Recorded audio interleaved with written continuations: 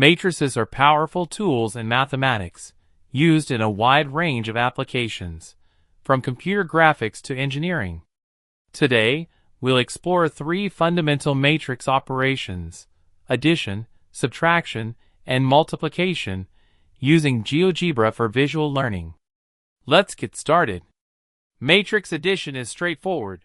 Two matrices must have the same dimensions, and we add their corresponding elements. Subtraction works similarly to addition. We subtract corresponding elements, but again, the matrices must be the same size. Matrix multiplication is more complex. Unlike addition and subtraction, we don't multiply element-wise. And that's it! You've now seen how to perform matrix addition, subtraction, and multiplication in GeoGebra.